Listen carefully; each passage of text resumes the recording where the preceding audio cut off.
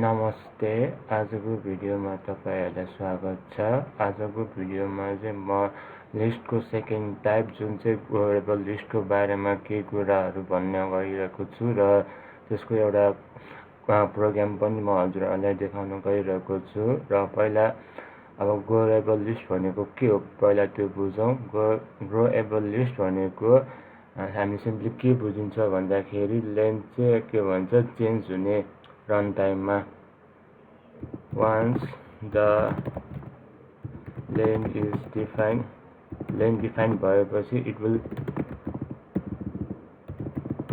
change during the runtime ma चाहिँ change हुने भयो र यो चाहिँ एउटा डाइनामिक टाइपको लेन्थ पनि भन्न सकिन्छ। डाइनामिक टाइप लेन्थ पनि भन्न सकिन्छ। र हामीले हिजो फिक्स लेन्थ लिस्टको बारेमा पनि भनिसकेको छु। यो फिक्स लेन्थ लिस्ट चाहिँ स्ट्याटिक टाइप लेन्थ भयो। स्ट्याटिक टाइप लिस्ट भयो र अब आउनुहोस् अब म कोड गर्न थाल्छु ग्रोएबल लिस्टको बारेमा। म चाहिँ के भन्छ फिक्स लेन्थ लिस्टलाई नै हल्का मोडिफाई गर्न चाहन्छु। यो तलको त सेमै हो र म माथिको चाहिँ हल्का चेन्ज गर्नुपर्ने हुन्छ तपाईहरुले। त्यसको लागि चाहिँ तपाईहरुले फर्स्टमा के गर्नुहोस् भन्दाखेरि यो लिस्ट भित्र लिस्टमा कन्स्ट्रक्टर हामीले क्रिएट गरेको छु नि त्यसको लेन्थ चाहिँ के भन्छ ग्रोएबल लिस्टमा डिफाइन गर्नु पर्दैन र एलिमेन्टहरु एड गर्नको लागि तपाईहरुले सिम्पली यो इन्डेक्सलाई हटाउनु पर्ने हुन्छ। यो इन्डेक्सलाई हटाएर डट एड मेथड राख्नु पर्ने हुन्छ।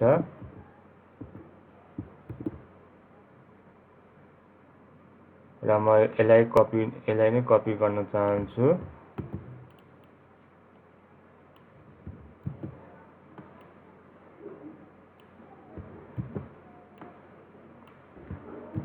र म यहाँ कति राख्न चाहन्छु भन्दाखेरि 50 20 33 राख्न चाहन्छु। र म त्यसपछि म के गर्छु भन्दाखेरि एकचोटि रन गरौँ न कस्तो आउटपुट आउँछ हाम्रो कन्सोलमा।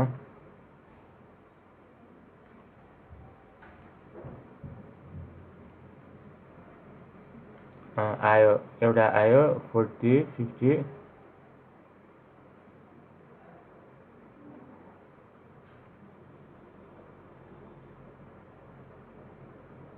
20 आयो नि त हाम्रो आउटपुट।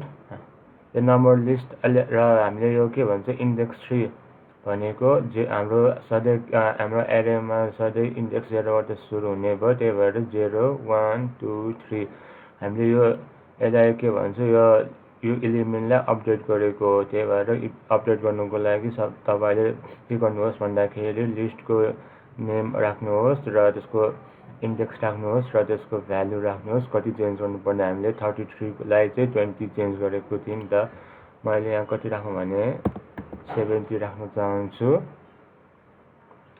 र त्यसपछि चाहिँ म के गर्छु भन्दाखेरि म फेरि एउटा यो लिस्टमा एलिमेन्टमा चाहिँ एउटा एलिमेन्ट एड गर्न चाहन्छु। अब त्यसको लागि सिम्पली तपाईहरुले के गर्नुहोस् भन्दाखेरि यसलाई म अनकमेन्ट गर्न चाहन्छु र म एकचोटि रन गरौँ न कस्तो चेन्ज आउँछ हाम्रो कन्सोलमा। आयो नि त 30 भनेर एउटा हाम्रो लिस्टमा एड भयो नि त।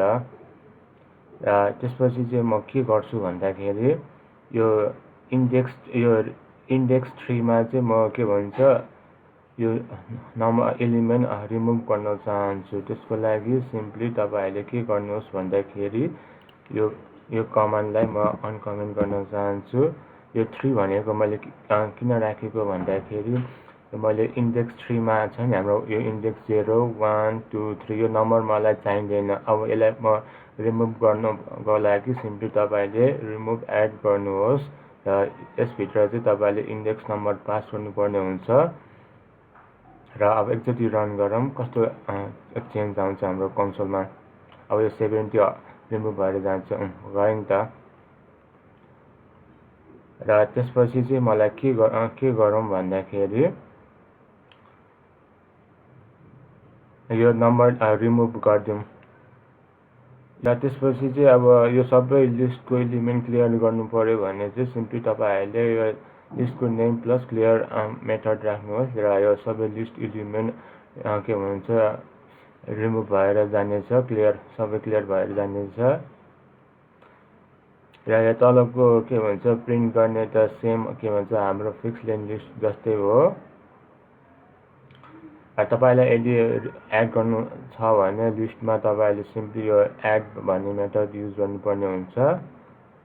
र म चाहिँ अब तपाईँहरूलाई यो चाहिँ के गर्छु भन्दाखेरि अर्को मेथडबाट हामीले ग्रोवेबल लिस्टलाई कसरी के भन्छ इन्क्लुड गर्न सक्छौँ त्यो म सिकाउन गइरहेको छु। त्यसको लागि तपाईँले सिम्पली के गर्नुहोस् भन्दाखेरि लिस्ट र कुन डाटा टाइपको राख्ने तपाईँले त्यसमा डिपेन्ड हुने भयो। म चाहिँ अहिले स्ट्रिङ राख्न चाहन्छु र तपाईँले यहाँ लिस्टको नाम दिनुपर्ने हुन्छ र म अहिले चाहिँ के दिन्छु भन्दाखेरि नेम दिन चाहन्छु र इक्वल्स टु राख्नुपर्ने हुन्छ।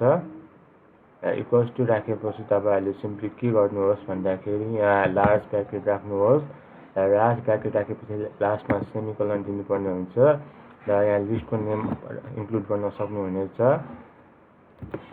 र यहाँ चाहिँ एउटा लिस्ट राखेपछि तपाईँहरूले कमाले छुटाउनु पर्ने हुन्छ।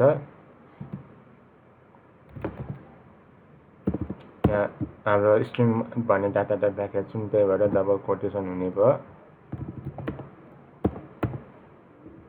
यहाँ कमा सनम यहाँ जतिवटा लिस्ट पनि राख्न सक्नुहुनेछ। र अब यो लिस्टलाई म प्रिन्ट गर्नु पर्यो भने चाहिँ सिम्पली तपाईँहरूले प्रिन्ट नेम भनेर राख्नुहोस् र रन गर्नुहोस्। अब यो लिस्टको एलिमेन्ट प्रिन्ट भएर आउँछ। आयो नि त। यो चाहिँ के भन्छ ग्रोवेबल लिस्ट डिफाइन गर्नको लागि मेथड 1